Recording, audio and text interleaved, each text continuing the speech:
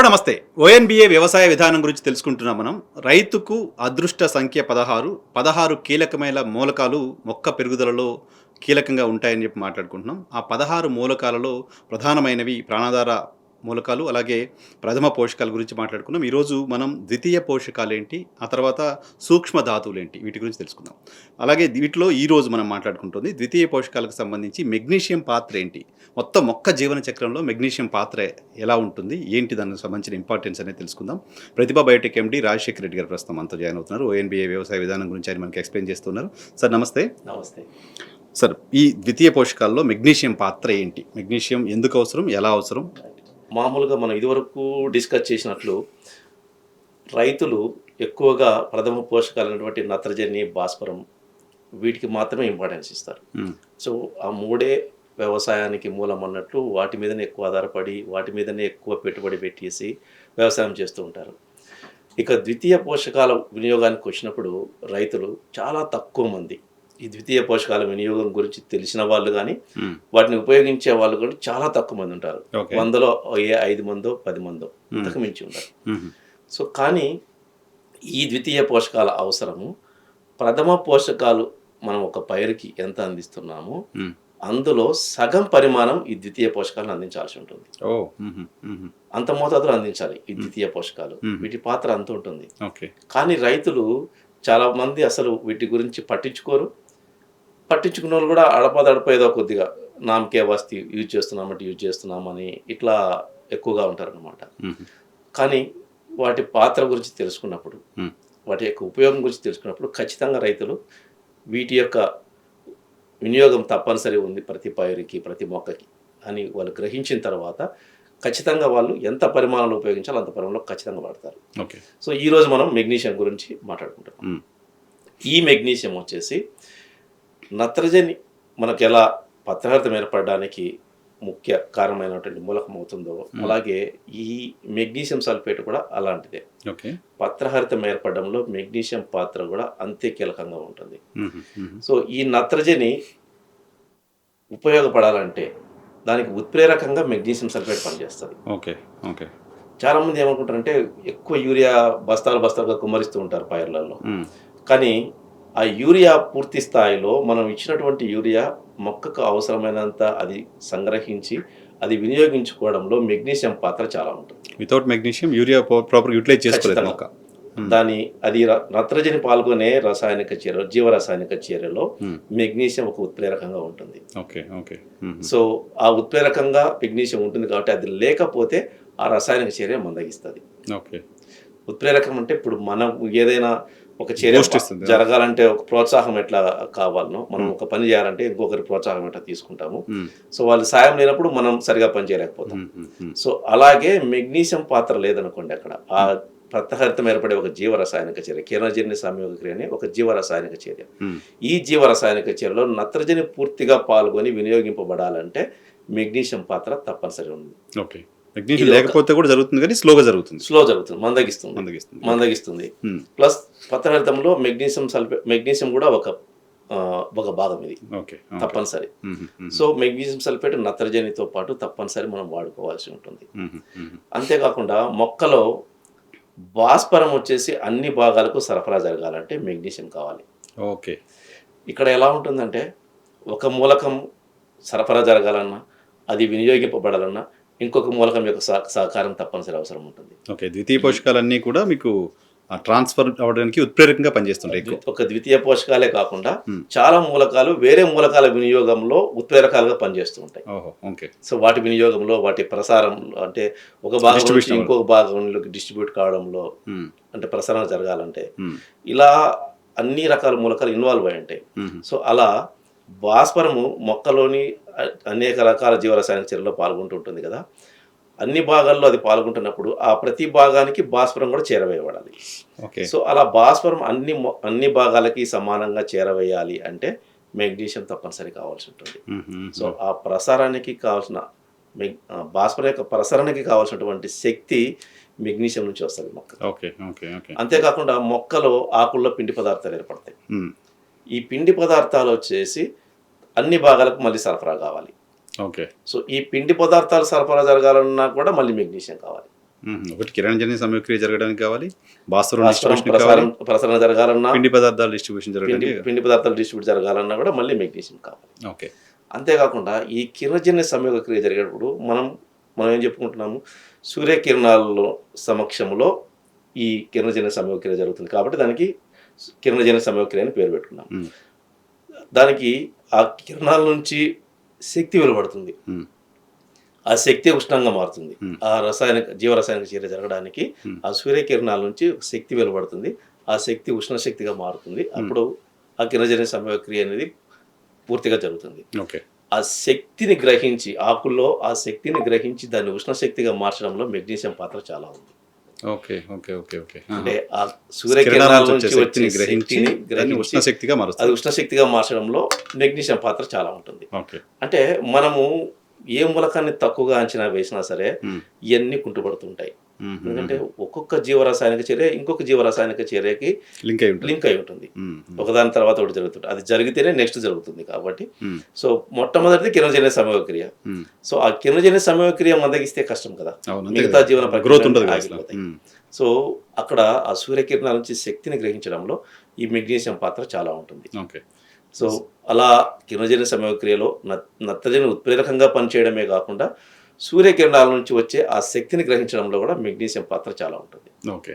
So ఇప్పుడు ఎలా identify చేస్తాం మొక్కకి మెగ్నీషియం షార్టేజ్ ఉంది అంటే ఇంకా మనకు ఇంకా కొన్ని ఉపయోగాలు ఉన్నాయి మెగ్నీషియం వల్ల. ఇప్పుడు శ్వాసక్రియ జరగాలంటే మొక్కలో కొన్ని రకాల ఎంజైమ్స్ కావాల్సి ఉంటాయి. సో ఆ ఎంజైమ్స్ను ఉత్ప్రేరకం చేయడంలో, వాటిని ప్రేరేపించడంలో ఈ మెగ్నీషియం పాత్ర ఉంటుంది. Okay okay. శ్వాసక్రియ కూడా కీలకం ఉంటుంది. సక్రమంగా జరగాలంటే కొన్ని ఎంజైమ్స్ పనిచేస్తుంటాయి మొక్కలో. ఆ ఎంజైమ్స్ ని ఉత్ప్రేరించడంలో, వాటిని ప్రేరేపించడంలో ఈ మెగ్నీషియం పాత్ర ఎక్కువ ఉంటుంది. సో ఇన్ని రకాల ఉపయోగాలు మెగ్నీషియం వల్ల ఉంటాయి. సో ఇటువంటి మెగ్నీషియంని మనము నెగ్లెక్ట్ చేసామంటే ఖచ్చితంగా మొక్క జీవన చక్రంలో ఎన్నో రకాల జీవన రాసాయనిక చర్యలన్నీ ఆగిపోతాయి. ఇది ఒక కిరణజన్య సంయోగ క్రియలోనే కాకుండా మొక్కలో జరిగే చాలా జీవ రసాయనిక చర్యల్లో ఉత్ప్రేరకంగా ఉంటుంది ఇది మెగ్నీషియం సల్ఫేట్. చాలా జీవ రసాయనిక చర్యల్లో ప్లస్ క్వాంటిటీ తక్కువ కావచ్చు, క్వాంటిటీ తక్కువ అంటే ప్రథమ పోషకాల్లో మనం సగమే వాడతాం, సగ పరిమాణం వాడినా సరే ఇక్కడ ఎలా ఉంటుందంటే ఒక జీవ రసాయనిక చర్యలో పాల్గొనే ఒక మూలకం ఎక్కువ ఉండొచ్చు, ఒక మూలకం మధ్యస్థంగా ఉండొచ్చు, ఒక మూలకం తక్కువ ఉండొచ్చు. అట్లనే తక్కువదని లెక్క చేయకుండా మనం పక్కన పడేస్తే ఆ రసాయనిక చర్య పూర్తి కాదు కదా, సంపూర్ణం కాదు కదా, అందులో వెలితి అనేది ఏర్పడిపోతుంది. సో అందువల్ల దేన్ని మనం లెక్కలేక తీసుకోకుండా వదిలేయకూడదు, ప్రతి దాన్ని బ్యాలెన్స్ డైట్ మనిషికి ఎలా అనుకుంటున్నాం బ్యాలెన్స్ గా మొక్క కూడా తప్పనిసరి ఇవ్వాల్సింది. సో అట్లా ఈ మెగ్నీషియంని మనము పెరిగే దశలో, అంటే మనం నత్రజని ఎక్కువ పెరిగే దశలో వాడతాం. గత ఎపిసోడ్లో మనం చెప్పుకున్నాం నత్రజని గురించి మాట్లాడుకున్నప్పుడు ఈ నత్రజని మనం ఎక్కువ పెరిగే దశలో వాడాలని. సో ఆ నత్రజని సక్రమంగా వినియోగించబడాలంటే దానితో పాటు మెగ్నీషియం కూడా వాడాలి, దానితో పాటే మనం మెగ్నీషియం వాడాలి. కాబట్టి మనం నత్రజనిని ఎంత ఇస్తున్నామో అందులో సగం మెగ్నీషియం తప్పనిసరి ఉండాల్సిందే, సగ పరిమాణం. మనకు యాక్చువల్గా మెగ్నీషియం సల్ఫేట్ రూపంలో దొరుకుతుంది ఈ మెగ్నీషియం మనకు. సో నత్రజని అంటే యూరియా ఒకసారి మనం 25 కేజీలు వేస్తున్నామంటే దాంట్లో 12.5 కేజీ మెగ్నీషియం సల్ఫేట్ తప్పనిసరి వాడాల్సిందే, సగ పరిమాణం. సో ఇలా వాడుకున్నప్పుడే మనకు పత్రహరితం సక్రమంగా ఏర్పడుతుంది, శ్వాసక్రియ సక్రమంగా జరుగుతుంది, సూర్యకిరణాల్లో సూర్యశక్తి గ్రహించడంలో సహాయపడుతుంది, భాస్వరం డిస్ట్రిబ్యూషన్, పిండి పదార్థాలు భాస్వరము ప్రసరణలో మొత్తం సహాయపడుతుంది. సో ఇన్ని రకాలుగా మెగ్నీషియం అనేది మనకు సహాయపడుతుంది మొక్క జీవనంలో. లోపం ఎలా గుర్తించాలి సార్? మెగ్నీషియం లేదు మొక్కకి ఎలా ఐడెంటిఫై చేయాలి? ఆకులు లేత పసుపు రంగులోకి మారుతాయి. ఆకు మొత్తం లేత పసుపు రంగులోకి మారి ఈనెలు ఉంటాయి కదా ఆకులో, ఆ ఈనెలు మాత్రం మళ్ళీ ఆకుపచ్చ రంగులో ముదురాకుపచ్చ రంగులోనే ఉంటాయి. సో ఆకు మొత్తం లేత పసుపు రంగులోకి మారడం వేరు, మనకు నత్రజని లోపించిందంటే ఆకు మొత్తం లేత పసుపు రంగులోకి మారుతుంది. కానీ మెగ్నీషియం మాత్రమే లోపించినప్పుడు ఏమవుతుందంటే ఆకు లేత పసుపు వర్ణంలో ఉంటే మధ్యలో ఈనెలు మాత్రం ముదురాకు పచ్చ రంగులో ఉంటాయి. అంటే మధ్యలో మళ్ళీ మనకు ఆ ముదురాకు పచ్చలాగా తెలుస్తుంటుంది, చారలాగా ఉంటాయి అన్నమాట. ఈనెలు అమ్మడి ముదురాకు పచ్చ రంగు ఉంటాయి. సో ఇలా మెగ్నీషియం సల్ఫేట్ లోపించినప్పుడు దాన్ని ఈజీగా గుర్తుపెట్టుకోవచ్చు. సో అప్పుడు తప్పనిసరి మనం మెగ్నీషియం సల్ఫేట్ మళ్ళీ వాడి తీరాలన్నమాట. సో అందులో ఈ ద్వితీయ పోషకాల గురించి మనము ఇంతకుముందు మనం చెప్పుకున్నప్పుడు వీటిని మనం సాయిల్ కండిషనర్స్గా చెప్పుకున్నాం.